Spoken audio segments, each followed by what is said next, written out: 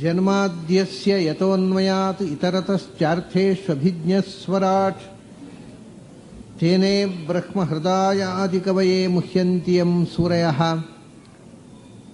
ತೇಜೋ ವಾರಿ ಮೃದಾಂ ಯಥಾ ವಿನಿಮಯೋ ಯತ್ರ ತ್ರಿಸರ್ಗೋ ಮೃಷಾ ಧಾಮ್ನಾ ಸ್ವೇನ ಸದಾ ನಿರಸ್ತಕುಹಕಂ ಸತ್ಯಂ ಪರಂ ಧೀಮಹಿ.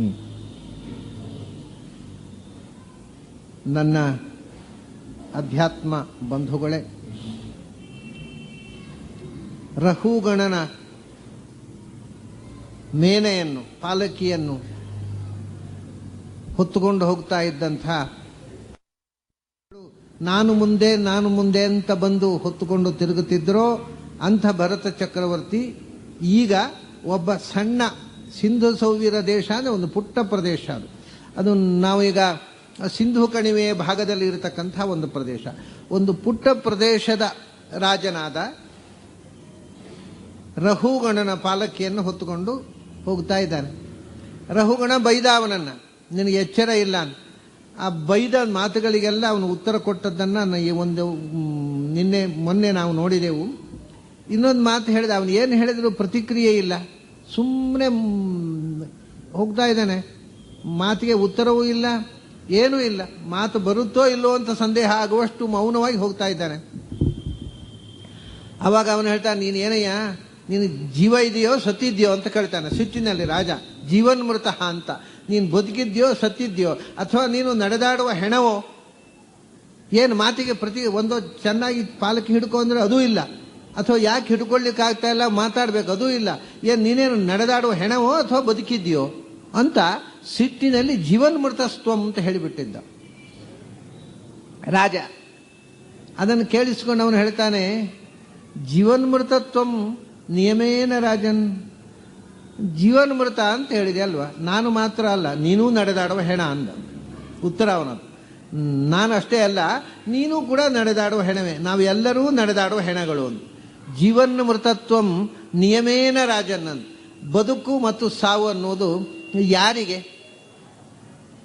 ಯಾರು ಬದುಕಿರುವವರು, ಯಾರು ಸತ್ತವರು? ದೇಹವೋ ಆತ್ಮವೋ? ಯಾರಿಗೆ ಈ ಬದುಕು ಸಾವಿನ ವ್ಯವಹಾರ? ಬದುಕಿದ್ದಾನೆ ಅಂತೇವೆ ನಾವು, ಏನರ್ಥ? ಯಾವುದು ಬದುಕಿರೋದು? ಜೀವ ಬದುಕಿರೋದೋ ದೇಹವೋ? ಸತ್ತಿದ್ದಾನೆ ಅಂತೇವೆ, ಯಾರು ಸತ್ತದ್ದು? ದೇಹ ಸತ್ತದ್ದೋ ಜೀವ ಸತ್ತದ್ದ? ದೇಹ ಸತ್ತದ್ದು ಅಂತ ಹೇಳಲಿಕ್ಕೆ ಆಗೋದಿಲ್ಲ, ಯಾಕೆಂದರೆ ದೇಹ ಜಡ ಅಲ್ವಾ, ಮಣ್ಣು ನೀರು ಬೆಂಕಿ. ಈ ಜಡವನ್ನು ಸತ್ತಿತು ಅಂತ ಹೇಳ್ತಾರೆ ಯಾರಾದರೂ? ನಾವು ಮಡಕೆ ಮಾಡ್ತೇವೆ, ಮಣ್ಣು ನೀರು ಬೆಂಕಿ ಹಾಕಿ ಮಡಕೆ ಮಾಡ್ತೇವೆ, ಮಣ್ಣನ್ನು ನೀರಿನಲ್ಲಿ ಕಲಸಿ ಬೆಂಕಿಯಲ್ಲಿ ಅದನ್ನು ಕಾಯಿಸಿ ಮಡಕೆ ಮಾಡ್ತೇವೆ. ಮಣ್ಣು ನೀರು ಬೆಂಕಿ ಉಂಟಾ? ನಮ್ಮ ದೇಹದ ಹಾಗೆ ಮಡಕೆ, ಅದು ಕೆಳಗೆ ಬಿದ್ದು ಒಡೆದು ಹೋಯ್ತು. ನಮ್ಮ ಮನೆಯಲ್ಲಿ ಒಂದು ಒಳ್ಳೆ ಮಡಕೆ ಇತ್ತು, ನಿನ್ನೆ ಸತ್ತು ಹೋಯ್ತು ಅಂತ ಹೇಳ್ತಾರೆ ಯಾರಾದರೂ? ಹೇಳೋಲ್ಲ, ಮಡಕೆ ಸಾಯೋಲ್ಲ, ಯಾಕಂದ್ರೆ ಜಡಕ್ಕೆ ಸಾವಿಲ್ಲ, ಜಡ ನಾಶವಾಗತ್ತೆ, ಸಾಯೋಲ್ಲ.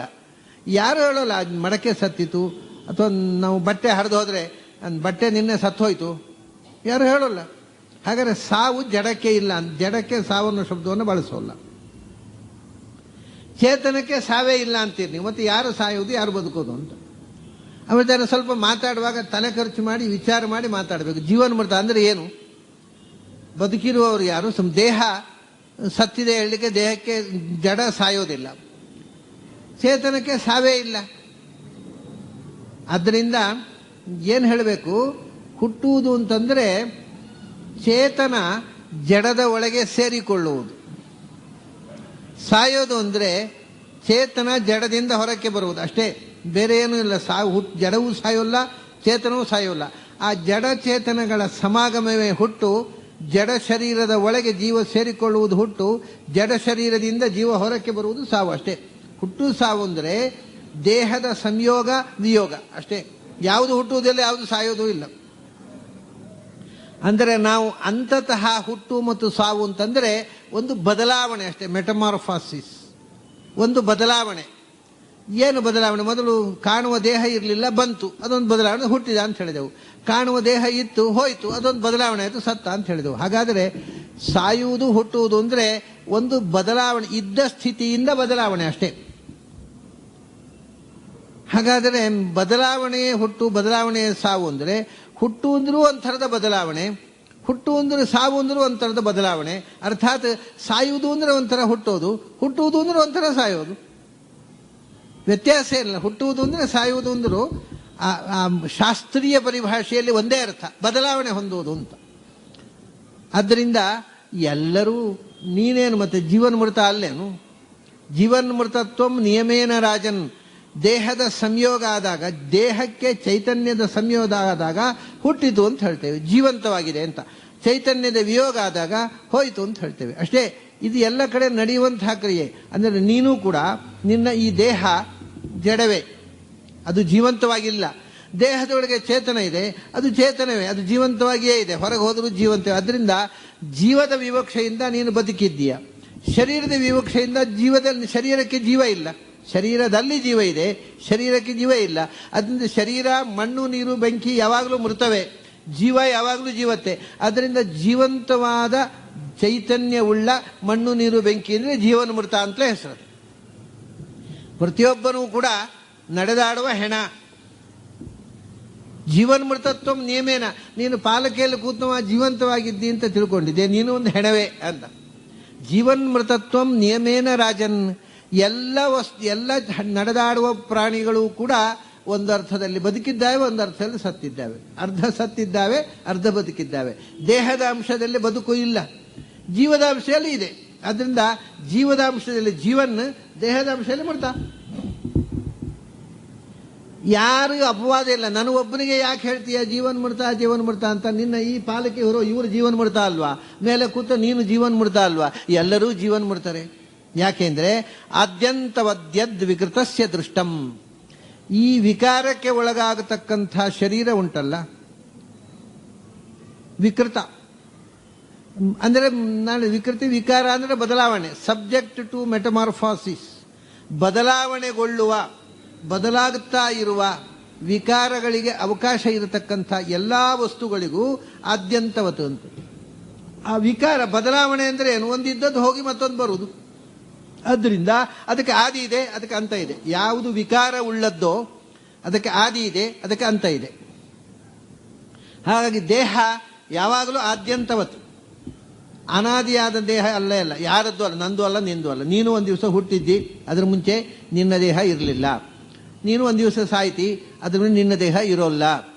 ಅದರಿಂದ ಆದಿ ಅಂತವತ್ತು. ಯಾವುದು ವಿಕಾರಕ್ಕೆ ಒಳಗಾಗತ್ತೋ ಪ್ರಪಂಚದಲ್ಲಿ ಬದಲಾವಣೆ. ನೋಡಿ, ಹತ್ತಿ ಇತ್ತು, ಹತ್ತಿ ನೂಲಾಗಿ ಬದಲಾವಣೆಗೊಂಡಿತು, ನೂಲು ಒಂದು ಜೋಡಣೆಯಾಗಿ ಬಟ್ಟೆಯಾಗಿ ಬದಲಾವಣೆಗೊಂಡಿತು. ಒಂದು ದಿವಸ ಹರಿದು ಹೋಗುತ್ತೆ. ಯಾವುದು ಬದಲಾವಣೆ ಹೊಂದುತ್ತೋ ಅದಕ್ಕೆ ಆದಿ ಅಂತ ಇದೆ. ಯಾವುದಕ್ಕೆ ಆದಿ ಅಂತ ಇಲ್ಲವೋ ಅದು ಎಂದೂ ಬದಲಾಗೋಲ್ಲ. ಇದು ಆದ್ಯಂತವತ್ ವಿಕೃತಸ್ಯ ದೃಷ್ಟಂ. ಯಾವುದು ವಿಕಾರ ಉಳ್ಳದ್ದೋ, ಬದಲಾಗ್ತಾ ಇರುವಂಥದ್ದೋ, ಆ ಬದಲಾವಣೆಯೇ ಆದಿ ಅಂತ. ಆದಿ ಅಂದರೆ ಒಂದು ಬದಲಾವಣೆ, ಅಂತ ಅಂದರೆ ಒಂದು ಬದಲಾವಣೆ. ಅದರಿಂದ ತುದಿ ಮೊದಲು ಇರುವಂಥ ವಸ್ತು ಎಲ್ಲವೂ ಯಾವುದು ಈ ಜಡದಲ್ಲಿ ವಿಕಾರಕ್ಕೆ ಒಳಗಾಗಿರ್ತಕ್ಕ ಜಡ ಪ್ರಪಂಚ ಎಲ್ಲ ಅದು ಪ್ರತಿಕ್ಷಣವೂ ಬದಲಾಗ್ತಾ ಇರ್ತದೆ. ನಮ್ಮ ದೇಹ ನಿನ್ನೆ ಇದ್ದ ಹಾಗೆ ಇರುತ್ತುಂಟಾ? ಇಲ್ಲ, ನಿನ್ನೆಗಿಂತ ಹೆಚ್ಚು ಮುದಿಯಾಗಿದೆ. 24 ಗಂಟೆ ಮುಪ್ಪು ಬಂದಿದೆ ಆ ದೇಹಕ್ಕೆ. ನಾಳೆ ಇನ್ನೂ 24 ಗಂಟೆ ಬರುತ್ತೆ. ನಿನ್ನೆ ಇದ್ದ ದೇಹ ಇವತ್ತಿಲ್ಲ, ಇವತ್ತಿದ್ದ ದೇಹ ನಾಳೆ ಇಲ್ಲ. ನಿನ್ನೆ ಇದ್ದ ದೇಹದಲ್ಲಿಯೂ ನಿನ್ನೆ ಬೆಳಿಗ್ಗೆ ಇದ್ದ ದೇಹ ಸಂಜೆ ಇಲ್ಲ, ಬದಲಾಗಿದೆ. ಆದ್ದರಿಂದ ಒಂದು ದೃಷ್ಟಿಯಿಂದ ಪ್ರತಿಯೊಬ್ಬನು ಪ್ರತಿದಿನವೂ ಸಾಯ್ತಾ ಇದ್ದಾನೆ, ಪ್ರತಿಯೊಬ್ಬನು ಪ್ರತಿ ಕ್ಷಣವೂ ಸಾಯ್ತಾ ಇದ್ದಾನೆ. ಬದಲಾವಣೆ ಸಾವಲ್ವಾ? ಆದರೂ ಸತ್ತ ಅಂತ ಯಾಕೆ ಹೇಳೋಲ್ಲ? ಬದಲಾದ ಮತ್ತೊಂದು ರೂಪ ಕಾಣ್ತಾ ಇದೆ. ಆದ್ದರಿಂದ ಸತ್ತ ಅಂತ ಯಾಕೆ ಹೇಳ್ತೇವೆ? ಮತ್ತೊಂದು ರೂಪ ಕಾಣದೇ ಇದ್ದಾಗ ಸತ್ತ ಅಂತೇವೆ. ಕಾಣ್ತಾ ಇದ್ದರೆ ಬದಲಾವಣೆ ಆದರೂ ಕೂಡ, ಈಗ ಮೊದಲು ಮಗು ಇತ್ತು, ಮೀಸೆ ಇರಲಿಲ್ಲ, ಮೀಸೆ ಬಂತು, ಸತ್ತಿತ್ತು ಅಂತ ಹೇಳ್ತಾರೆ. ಅಯ್ಯೋ, ಇನ್ನೇ ಒಂದು ಒಳ್ಳೆ ಮಗು ಇತ್ತು ರೀ, ಮೀಸೆ ಇಲ್ಲದ ಮಗು, ಅದು ಸತ್ತೋಯ್ತು, ಆಮೇಲೆ ಮೀಸೆ ಇದ್ದ ಮನುಷ್ಯ ಬಂದ ಅಂತ ಹೇಳ್ತಾರೆ. ಇಲ್ಲ, ಯಾಕೆಂದರೆ ನಿಜವಾಗಿ ಸತ್ತಿದೆ ಅದು. ಮೀಸೆ ಇಲ್ಲದ ಮಗು ಸತ್ತು, ಮೀಸೆ ಇದ್ದ ಮನುಷ್ಯ ಬಂದಿದ್ದಾನೆ. ಆದರೆ ಫಾರ್ಮ್ ಒಂದು ಕಣ್ಣಿಗೆ ಕಾಣುವಂತಹದ್ದು ಒಂದು ಕಾನ್ಸ್ಟೆಂಟ್ ಫಾರ್ಮ್ ಇತ್ತಲ್ಲ, though it is ever changing, ಒಂದು ಕಾನ್ಸ್ಟೆಂಟ್ ಫಾರ್ಮ್ ವಾಸ್ ದೇರ್. ಅದರಿಂದ ಸತ್ತಿತ್ತು ಅಂತ ಹೇಳೋದಿಲ್ಲ. ಅದು ಕಾಣದೇ ಹೋದರೆ ಸತ್ತಿತ್ತು ಅಷ್ಟೇ. ಹಾಗಾದರೆ ಸಾಯುವುದು ಹುಟ್ಟುವುದು ಅಂದರೆ ಕಾಣುವುದು ಕಾಣಿಸಿಕೊಳ್ಳದಿರುವುದು ಒಂದಿಷ್ಟೇ ಅರ್ಥ. ಒಂದು ಕಣ್ಣಿಗೆ ಕಾಣುವ ಫಾರ್ಮಿನ ಒಳಗೆ ಜೀವ ಸೇರಿಕೊಂಡಾಗ ಹುಟ್ಟಿತು ಅಂತೇವೆ. ಅದಕ್ಕೆ ಸಂಸ್ಥೆ ಹೇಳುವುದೇನು ಹೇಳಿ? ಜನನ ಅಂತ. ಜನನ ಅಂದರೆ ಏನು? ಹುಟ್ಟುವುದಲ್ಲ. ಜನನ ಅಂದರೆ ಸಂಸ್ಕೃತದಲ್ಲಿ ಎಪಿಯರೆನ್ಸ್ ಅಂತ, ಜನಿ ಕಾಣಿಸಿಕೊಳ್ಳುವುದು ಅಂತ. ಹುಟ್ಟಿದಾಗ ಒಂದು ದೇಹ ಬಂತು, ಕಾಣಿಸಿಕೊಂಡಿತು. ನಾಶವಾಯಿತು ಅಂದ್ರೆ ಏನು? ನಶ ಅದರ್ಶನೆ, ಡಿಸಪಿಯರೆನ್ಸ್. ಹುಟ್ಟುವುದು ಅಂದ್ರೆ ಎಪಿಯರೆನ್ಸು, ಸಾಯುವುದು ಅಂದ್ರೆ ಡಿಸಪಿಯರೆನ್ಸ್. ಬೇರೆ ಶಬ್ದವೇ ಇಲ್ಲ ಸಂಸ್ಕೃತದಲ್ಲಿ. ಹುಟ್ಟುವುದು ಅಂದ್ರೆ ಒಂದು, ಅದಕ್ಕೆ ಆಕಾರ ಇರಲಿಲ್ಲ. ಆಕಾಶದಲ್ಲಿ, ವಾತಾವರಣದಲ್ಲಿ ಅಣುವಿಗಿಂತ ಅಣುವಾಗಿ ಈಗ ಇಲ್ಲಿ ಇದ್ದಾವೆ ಜೀವಗಳು, ಲಕ್ಷ ಲಕ್ಷ ಜೀವಗಳು ಇಲ್ಲಿದ್ದಾವೆ. ಕಾಣ್ತಾವ? ಕಾಣೋಲ್ಲ. ಯಾಕೆ? ಹುಟ್ಟಲಿಲ್ಲ, ಅವು ಇದ್ದಾವೆ ಇಲ್ಲಿ. ಅದರಿಂದ ವಾತಾವರಣದಲ್ಲಿ ಇರತಕ್ಕಂಥ ಜೀವಾಣಿಗಳು ಇದ್ರೂ, though they are existent, we cannot see them, ಕಾಣೋಲ್ಲ. ಆಮೇಲೆ ಯಾವುದೋ ಒಂದು ಪ್ರಾರಬ್ಧ ಕರ್ಮದಿಂದ ಯಾವುದೋ ಗಂಡಿನ ಹೊಟ್ಟೆಯ ಒಳಗೆ ಹೋಗಿ, ಆ ಗಂಡಿನ ಹೊಟ್ಟೆಯಿಂದ ಹೆಣ್ಣಿನ ಹೊಟ್ಟೆಯ ಒಳಗೆ ಹೋಗಿ ಒಂದು ಪ್ರೋಸೆಸ್, ಇದು ಪ್ರೋಸೆಸ್ ಆಫ್ ಪ್ರೊಡಕ್ಷನ್, ಪ್ರೊಕ್ರಿಯೇಷನ್. ಅದು ಹೆಣ್ಣಿನ ಹೊಟ್ಟೆಯ ಒಳಗೆ ಹೋಗಿ ಅಲ್ಲಿ ಒಂದು ಮಗುವಾಗಿ ಬೆಳೆಯಿತು. ಏನು ವಿಚಿತ್ರ ನೋಡಿ, ಆ ಮಗುವಾಗಿ ಬೆಳೀತಾ ಇದೆ. ಅದು ಎಂಥ ಮಗು, ಹೇಗಿದೆ, ಅದು ಹೆಣ್ಣೋ ಅದು ಗಂಡೋ, ಅದು ಚಂದ ಇದೆಯೋ ಅದು ವಿಕಾರವಾಗಿದೆಯೋ, ಅದು ತಂದೆಗೂ ಗೊತ್ತಿಲ್ಲ, ತಾಯಿಗೂ ಗೊತ್ತಿಲ್ಲ. ಕ್ಲೈಮ್ ಮಾಡ್ತಾರೆ ನನ್ನ ಮಗು ನನ್ನ ಮಗು ಅಂತ. ಏನು ಮಾಡಿದ್ದಾರೆ ಅವರು? ಅದು ಹುಟ್ಟಿದ ಮೇಲೆ ಗೊತ್ತದು, ಅದು ಚಂದ ಇದೆಯೋ, ಕೊಳಕಾಗಿದೆಯೋ, ಅದು ಬಿಳಿ ಇದೆಯೋ, ಅದು ಕಪ್ಪಿದೆಯೋ, ಅದು ಹೆಣ್ಣೋ ಅದು ಗಂಡು, ಒಂದು ಗೊತ್ತಿಲ್ಲ. ಯಾವುದೋ ಒಂದು ಆಕಾರವನ್ನು ಒಳಗಿನಿಂದ ಭಗವಂತ ಕಳೆದು ಕೊಟ್ಟ, ಅದು ಹೊರಗೆ ಬಿದ್ದ ಮೇಲೆ ನಂದು ನಂದು ಒಂದು ಶುರುವಾಯಿತು ಅಂತ ಹೇಳ್ತಾರೆ. ಆ ಫಾರ್ಮ್ ಬಂತು, ಆವಾಗ ಆ ಜೀವವನ್ನು ನಾವು ಗುರುತಿಸಿ ಅದಕ್ಕೊಂದು ನಾಮಕರಣ ಮಾಡಿ, ಇದು ಇಂಥವ, ಸೋ ಆ್ಯಂಡ್ ಸೋ, ಇಂಥವನ ಮಗ, ಇಂಥವನ ಗಂಡ, ಇಂಥವನ ಹೆಂಡತಿ, ಇಂಥವನ ಮಗಳು, ಎಟ್ಸೆಟ್ರಾ ಎಟ್ಸೆಟ್ರಾ. ಅಲ್ಲಿಗೆ ಶುರುವಾಯಿತು. ಆಮೇಲೆ ಒಂದು ದಿವಸ ಸತ್ತ ಅಂದರೆ ಆ ಕಾಣುವ ಆಕಾರದಿಂದ ಹೊರಗೋಯ್ತದು. ಆಮೇಲೆ ಡಿಸಪಿಯರೆನ್ಸ್. ಹುಟ್ಟುವುದು ಅಂದರೆ ಕಾಣಿಸಿಕೊಳ್ಳುವುದು, ಅದೃಶ್ಯವಾಗುವುದು, ಸಾಯುವುದು, ಇಷ್ಟೇ. ಅದರಿಂದ ಆದಿ ಅಂತ ಯಾವುದಕ್ಕೆ? ಆದಿ ಅಂತ ಇರುವುದು ಆ ಕಾಣುವ ಆಕಾರಕ್ಕೆ. ಅದು ಅದು ಆಕಾರವೇ ವಿಕಾರ. ಅಂದರೆ ಆಕಾರ ವಿಕಾರ ಆಗ್ತಾ ಹೋಗುತ್ತೆ. ನಾವು ಬೆಳೆಯೋದು ಅಂದ್ರೆ ಏನು? ಇದ್ದ ಆಕಾರ ವಿಕಾರ ಆಗ್ತಾ ಹೋಗೋದು. ಇಷ್ಟೆತ್ರ ಇದ್ದ, ಇಷ್ಟೆತ್ರ ಆದ, ಇಷ್ಟೆತ್ರ ಆದ, ಇಷ್ಟೆತ್ರ ಆದ. ಇದು 6 ವಿಕಾರಗಳು ಅಂತ. ನಮ್ಮಲ್ಲಿ ಮುದುಕ ಆಗೋದು ವಿಕಾರ ಅಂತ ಹೇಳ್ತಾರೆ, ಯುವಕ ಆಗೋದನ್ನು ವಿಕಾರ ಅಂತ ಹೇಳೋದು. ಯುವಕ ಆಗೋದು ಬಾಲ್ಯದಿಂದ ಒಂದು ವಿಕಾರ ಅಲ್ವ? ಅದು ಬಾಲ್ಯಕ್ಕಿಂತ ವಿಕಾರ ಯವನ, ಯವನದ ವಿಕಾರ ಮುಪ್ಪು, ಎಲ್ಲವೂ ವಿಕಾರಗಳೇ ಅಲ್ವಾ? ಅದಕ್ಕೆ ಹಿಂದಿನವರು ಹೇಳಿದರು, ಈ ದೇಹದಲ್ಲಿ 6 ವಿಕಾರಗಳು ಅಂತ.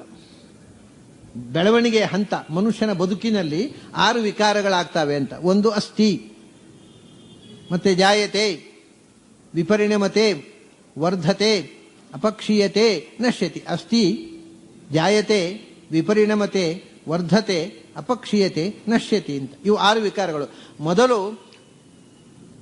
ಆಕಾಶದಲ್ಲಿ ಹಕ್ಕಿಯಂತೆ ಸ್ವಚ್ಛಂದವಾಗಿದ್ದ ಜೀವ ಗರ್ಭದ ಒಳಗೆ ಪ್ರವೇಶ ಮಾಡಿತು.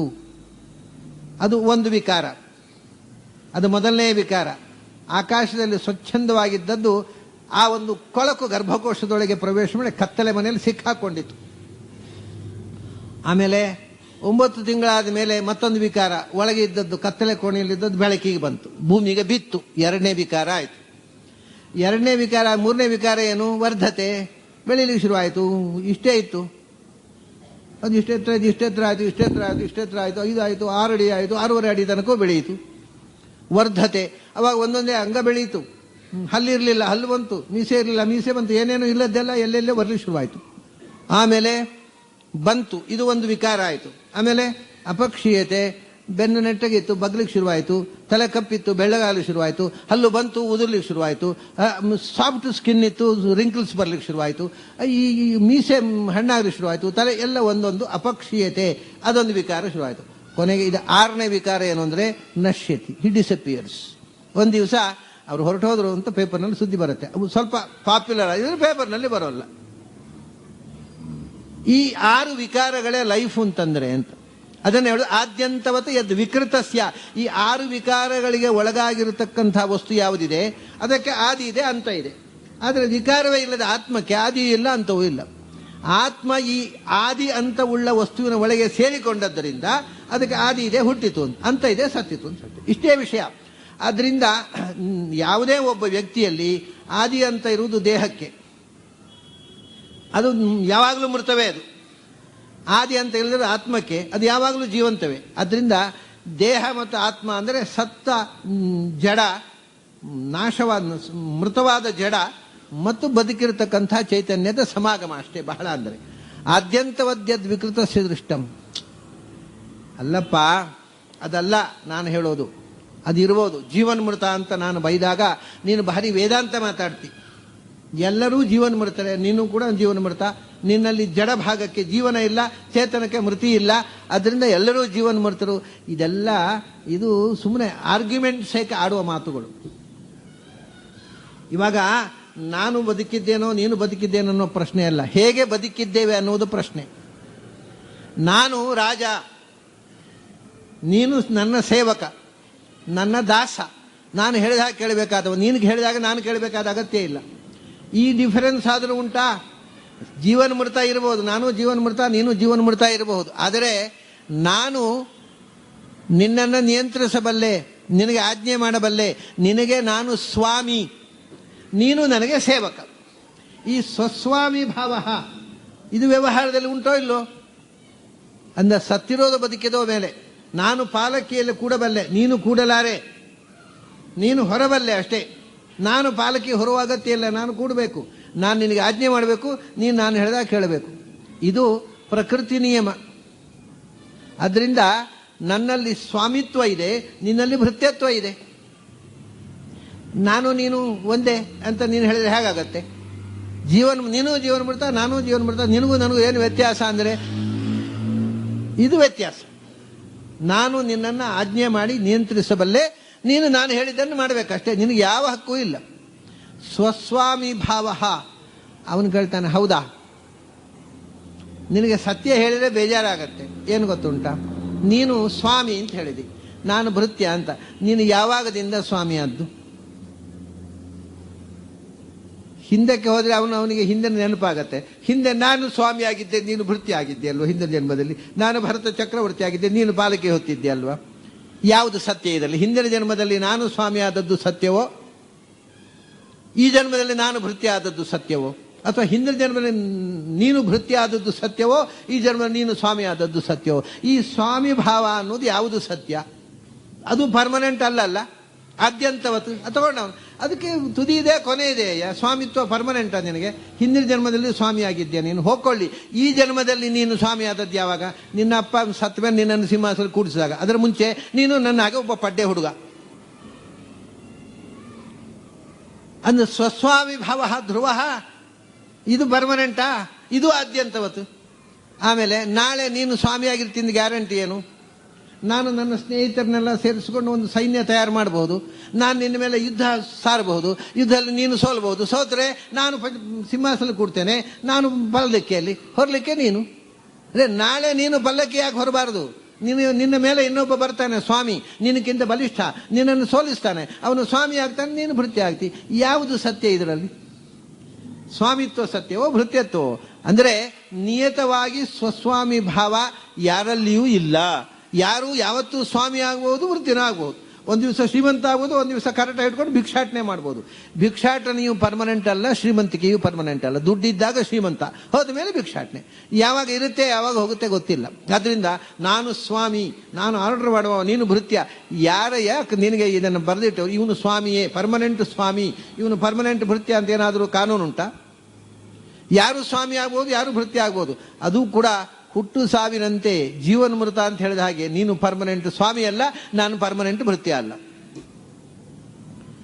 ಸ್ವಸ್ವಾಮಿ ಭಾವ ನಿಜವಾಗಿ ಒಂದೇನು ಅಂದರೆ, ದೇವತೆಗಳಲ್ಲಿ ನಿಯತ ಅಂತ ಹೇಳ್ಬೋದು ಯಾರಾದರೂ. ದೇವತೆಗಳು ನೋಡಿ, ಇಂದ್ರ ಪದವಿ ಬಂದ ಭೃತ್ಯ ಆಗೋದೇ ಇಲ್ಲ ಮತ್ತೆ ಕೆಳಗಿನ ದೇವತೆಗಳಿಗೆ. ಅವನು ಇಂದ್ರ ಅಂದರೆ ಇಂದ್ರನೇ. ಆಯಾಯ ದೇವತೆಗಳಿಗೆ ತಮ್ಮಕ್ಕಿಂತ ಕೆಳಗಿನವರ ಸ್ವಾಮಿತ್ವ ಮೋಕ್ಷದಲ್ಲಿಯೂ ನಿಯತ. ಬ್ರಹ್ಮದೇವರು ಎಲ್ಲ ಜೀವರಿಗೆ ನೇಮನ ಮಾಡ್ತಾರೆ, ಇಲ್ಲಿಯೂ ಮೋಕ್ಷದಲ್ಲಿಯೂ ನಿಯತ ಅಲ್ಲ ಸ್ವಸ್ವಾಮಿ ಭಾವ ಅಂದರೆ. ಬರೇ ಸ್ವಾಮಿತ್ವ ಇಲ್ಲೇ ಅಲ್ಲ, ಅವರಲ್ಲಿ ಕೂಡ ಅವರು ನಮಗೆ ಸ್ವಾಮಿಗಳು, ಭಗವಂತನಿಗೆ ಭೃತ್ಯರು.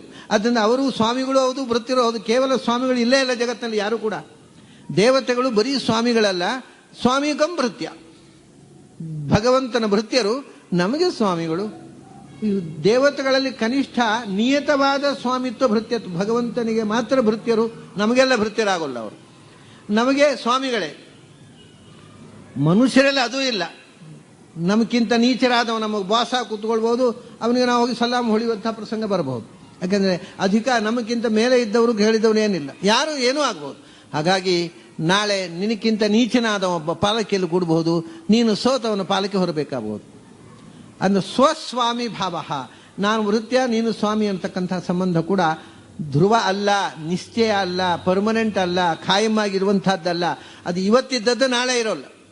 ಬದುಕಿಗಿಂತಲೂ ನಶ್ವರ. ಬದುಕಾದರೂ ಒಂದು 10 ವರ್ಷ ಬದುಕಿದ, 100 ವರ್ಷ ಬದುಕಿದ, ಆ ಬದುಕಿದಷ್ಟು ದಿವಸವೂ ಸ್ವಾಮಿ ಆಗಿರ್ತಾರೆ ಅಂತ ಗ್ಯಾರಂಟಿ ಇಲ್ಲ. ಯಾವತ್ತೋ ಒಂದು ದಿವಸ ಪಾಪರಾಗಬಹುದು, ಇನ್ಯಾರದೋ ಮನೆಯಲ್ಲಿ ಯಾರದೋ ಪಾಲಕಿ ಹೊತ್ಕೊಂಡು ಯಾರಿಗೋ ಕೂಡ ಹಿಡ್ಕೊಂಡು ತಿರುಗಬೇಕಾದ ಪ್ರಸಂಗ ಬರಬಹುದು. ಯಾವುದು ಸ್ಥಿರ ಈ ಜೀವನದಲ್ಲಿ? ಯಾವ ಕ್ವಾಲಿಟಿ ಪರ್ಮನೆಂಟು? ದೇಹದ ಮೂಲಕ ಗಳಿಸಿದ ಎಲ್ಲ ಕ್ವಾಲಿಟಿಗಳು ದೇಹಕ್ಕಿಂತಲೂ ಹೆಚ್ಚು ನಶ್ವರ. ಆದರೂ ನಿನಗೆ ಸ್ವಾಮಿತ್ವದ ಅಭಿಮಾನ ಇದ್ದರೆ ಯಾರಲ್ಲಿರೋದು ಗೊತ್ತಾ? ನಿನ್ನಲ್ಲಿಲ್ಲ, ನನ್ನಲ್ಲಿಲ್ಲ. ನಾನು ಸ್ವಾಮಿ ಅಲ್ಲ. ಯಾಕೆಂದ್ರೆ ನಾನು ಸ್ವಾಮಿಯಾಗಿ ಇಡೀ ದೇಶಕ್ಕೆ ಸ್ವಾಮಿಯಾಗಿ ಚಕ್ರವರ್ತಿಯಾಗಿ ಮೆರೆದು ಇವತ್ತು ನಿನ್ನ ಪಾಲಿಕೆ ಹೊರತಾ ಇದ್ದೇನೆ. ಏನು ಬಂತು ಸ್ವಾಮಿತ್ವ? ನಾನು ಸ್ವಾಮಿ ಅಲ್ಲ, ನೀನು ಸ್ವಾಮಿ ಅಲ್ಲ. ದೇವತೆಗಳು ಕೂಡ ಎಲ್ಲರ ಸ್ವಾಮಿಗಳಲ್ಲ. ಅವ್ರಿಗಿಂತ ಕೆಳಗೆ ಇರತಕ್ಕಂಥ ಜೀವರಿಗೆ ಅವರು ಸ್ವಾಮಿಗಳು, ಒಡೆಯರು. ಅವ್ರಿಗಿಂತ ಮೇಲೆ ಇದ್ದವರಿಗೆ ಭೃತ್ಯರು. ಭಗವಂತನಿಗೆ ಎಲ್ಲರೂ ಭೃತ್ಯರು. ಅದರಿಂದ ಸ್ವಸ್ವಾಮಿ ಭಾವ ಧ್ರುವ, ಖಚಿತವಾದ ಸ್ವಾಮಿತ್ವ, ಎಂದೂ ಹೋಗದ, ಎಲ್ಲರನ್ನೂ ನಿಯಂತ್ರಿಸುವ ಸ್ವಾಮಿ ಯಾರು ಗೊತ್ತಾ? ಯತ್ರ ಎಲ್ಲಿದೆ ತರ್ಹಿ ಅಚ್ಯುತೇ ಅಸವು, ಭಗವಂತನಲ್ಲಿ ಮಾತ್ರ ಇದೆ. ಅವನು ಒಬ್ಬನೇ ಸ್ವಾಮಿ. ನಾವೆಲ್ಲ ಸ್ವಾಮಿಗಳು ಅಂತ ಹೇಳಿಕೊಂಡ್ರೆ ನಾಚಿಕೆಗೇಡು ನಾವು. ತರ್ಹಿ ಅಚ್ಯುತೇ ಅಸವು, ಯಾರಲ್ಲಿ ಯಾವತ್ತೂ ಯಾವ ಕ್ವಾಲಿಟಿಯೂ ಚ್ಯುತವಾಗುವುದಿಲ್ಲವೋ, ನಿತ್ಯ ಧರ್ಮವೋ ಅಂಥ ಭಗವಂತ ಒಬ್ಬನೇ ಎಲ್ಲರಿಗೂ ಸ್ವಾಮಿ. ಅವನು ಎಂದೂ ಯಾರಿಗೂ ಭೃತ್ಯ ಅಲ್ಲ. ಅವನ ಸ್ವಾಮಿತ್ವಕ್ಕೆ ಎಂದೂ ಚ್ಯುತಿ ಇಲ್ಲ. ಆದ್ದರಿಂದ ಅಚ್ಯುತನಾದ ಭಗವಂತ ಮಾತ್ರ ಸ್ವಾಮಿ. ನಾವೆಲ್ಲ ಎಂಥ ಸ್ವಾಮಿಗಳಯ್ಯ ಹಾಕ್ಕೊಳ್ತಾರಲ್ಲ ನಮ್ಮಲ್ಲಿ ಸ್ವಾಮಿಗಳು. ಪ್ರತಿಯೊಂದು ಮಠದ ಸ್ವಾಮಿಗಳು ಜಗದ್ಗುರುಗಳು ಅಂತ ಹಾಕ್ಕೋತಾರೆ. ಯಾವ ಜಗತ್ತು? ಅವ್ರಿಗೆ ಇಂಡಿ ಮಾಡಿ ಅವ್ರ ಮಠ ಅಷ್ಟೇ ಜಗತ್ತು. ಬೇರೆ ಜಗತ್ತಿಗೆಲ್ಲ ಯಾರು ಒಪ್ಪದೇ ಇಲ್ಲ, ಅವ್ರ ಗುರುತು ಕೂಡ ಇರೋಲ್ಲ. ಅದರಿಂದ ಈ ಜಗದ್ಗುರುಗಳು ಅಂತ ಹೇಳಿದ ಹಾಗೆ ಜಗತ್ತಿನ ಸ್ವಾಮಿ. ಯಾವ ಜಗತ್ತಿನ ಸ್ವಾಮಿ ಅಯ್ಯ? ನಿನ್ನನ್ನು ಯಾರೊಂದು ಸ್ವಾಮಿ ಅಂತ ಒಪ್ಪಿಕೊಳ್ತಾರೋ ಅವರಿಗೆ ನೀನು ಪ್ರಭು. ಸಮ್ರಾಟ್ ಶಬ್ದೋ ಹಿ ಕೃಚ್ಛ್ರಭಕ್ ಸ್ವೇ ಸ್ವೇ ಗೃಹೇ ಹಿ ರಾಜಾನಃ ಸರ್ವೇಪಿ ಪ್ರಭವಂತಿ ಹಿ ಅಂತ ಧರ್ಮರಾಜ ಹೇಳಿದ. ಜಗತ್ತಿಗೆಲ್ಲ ಚಕ್ರವರ್ತಿ ಸಮ್ರಾಟ್ ಆಗಬೇಕು ಬೇಡಪ್ಪ, ಆ ರಗಳೇ ಬೇಡ. ಯಾಕೆಂದರೆ ಸಮ್ರಾಟ್ ಅಂತ ಅನಿಸ್ಕೊಳ್ಳೋದು ಬಿಡಿ, ನಮ್ಮ ಮನೆಯಲ್ಲಿ ನಾವು ಒಡೆಯರು ಅಂತ ಅನಿಸ್ಕೊಂಡ್ರೆ ಸಾಕು. ಅದೇ ಕೇಳೋದಿಲ್ಲ. ಹೆಂಡತಿ ಮಕ್ಕಳೇ ಯಜಮಾನ ಅಂತ ಒಪ್ಪಲ್ಲ. ನಾವು ಊರಿಗೆಲ್ಲ ಏನು ರಾಜ ಆಗೋದು? ಹೇಳ್ತಾನೆ ಸ್ವೇ ಸ್ವೇ ಗೃಹೇ ಹಿ ರಾಜಾನಃ, ನಮ್ಮ ಮನೆಯಲ್ಲಿ ನಾವು ಯಜಮಾನರಾದರೆ ಸಾಕು. ಅದನ್ನೇ ನೀವು ಸುಮ್ಮನೆ ಕೂತ್ಕೊಳ್ಳಿ, ನಿಮಗೆ ವಯಸ್ಸಾಯಿತು, ನಿಮಗೆ ತಿಳಿಯೋಲ್ಲ ಅಂತಾನೆ ಮಗ. ಇವನು ತಪ್ಪ ಬಿಡ್ಬೇಕು ಅವಾಗ. ಅಯ್ಯೋ ನಾನು ಯಜಮಾನ ಅಂತ ಹೇಳಿದ್ರೆ ನಿಮಗೆ ವಯಸ್ಸಾಯಿತು, ಈಗ ನಮ್ಮ ಕಾಲ, ಬಾಯಿ ಮುಚ್ಚಿ ಕೂತ್ಕೊಳ್ಳಿ ಅಂತಾನೆ. ಯಾರಿಗೆ ಯಾರೂ ಸ್ವಾಮಿ ಇಲ್ಲ. ಮಗನಿಗೆ ತಂದೆ ಸ್ವಾಮಿ ಅಲ್ಲ, ಹೆಂಡತಿಗೆ ಗಂಡ ಸ್ವಾಮಿ ಅಲ್ಲ. ಏಜಿನ ಪ್ರಭಾವ. ನಿಮಗೆ ವಯಸ್ಸಾಯಿತು, ಅದೇ ಡಿಸ್ಕ್ವಾಲಿಫಿಕೇಶನ್ ಅಂತಾನೆವ. ಇವನಂತ ನನಗೆ ವಯಸ್ಸಾಯಿತು. ನಿಮ್ಗೆ ವಯಸ್ಸಾಗಿರೋದೇ ಪ್ರಾಬ್ಲಮ್ಮು, ತಲೆ ನೆಟ್ಟಾಗಿಲ್ಲ ನಿಮಗೆ ಅಂತಾನೆ. ಅದರಿಂದ ಯಾರೂ ಯಾರಿಗೂ ಸ್ವಾಮಿ ಅಲ್ಲಪ್ಪ. ತರ್ಹಿ ಅಚ್ಯುತೇಸವು, ಎಲ್ಲರ ಸ್ವಾಮಿ ಭಗವಂತ ಒಬ್ಬ. ನಿನಗೂ ಸ್ವಾಮಿ ಅವ, ನನಗೂ ಸ್ವಾಮಿ. ಅಷ್ಟು ತಿಳ್ಕೊ. ಸುಮ್ಮನೆ ನಾನು ಸ್ವಾಮಿ ನಾನು ಸ್ವಾಮಿ ಅಂತ ಹಾರಾಡಬೇಡ. ಪಾಲಕಿಯಲ್ಲಿ ಕೂತುಕೊಳ್ಳೆ ಯಾರೂ ಸ್ವಾಮಿ ಆಗೋಲ್ಲ. ನಾನು ನಿನಗೆ ಸ್ವಾಮಿ ಅಲ್ಲ, ನೀನು ನನಗೆ ಸ್ವಾಮಿ ಅಲ್ಲ, ನಮಗಿಬ್ಬರಿಗೂ ಸ್ವಾಮಿ ಭಗವಂತ. ಇತಿ ಕೃತ್ಯಯೋಗ. ಜೀವನದಲ್ಲಿ ನಾವು ಮಾಡಬೇಕಾದ ತಿಳಿಬೇಕಾದ ಸಂಗತಿ ಇಷ್ಟೇ. ಭಗವಂತನು ಎಲ್ಲರ ಸ್ವಾಮಿ ಅಂತ ತಿಳಿದು ಅವನ ಭೃತ್ಯತ್ವವನ್ನು ಒಪ್ಪುಕೊಂಡು ನಡೆಯೋದು. ಸ್ವಾಮಿನ್ನ ದಾಸೋಸ್ಮಿತೆ ನಿತ್ಯಂ, ನಾನು ಭಗವಂತನ ದಾಸ. ದಾಸೋಹಂ ಕೌಸಲೇಂದ್ರಸ್ಯ, ಆಂಜನೇಯ ಹೇಳಿದಾಗೆ ನಾನು ಭಗವಂತನ ದಾಸ ಅಂತ ತಿಳಿದು ಆ ಎಚ್ಚರಿಕೆಯಿಂದ ಬದುಕುವುದು. ನಾನು ಅನ್ನುವ ಇಗೋ ಬಿಟ್ಟುಬಿಡು. ನೀನು ಏನೂ ಅಲ್ಲ, ದೊಡ್ಡ ಸೊನ್ನೆ, ನನಗಿಂತ ದೊಡ್ಡ ಸೊನ್ನೆ ನೀನು.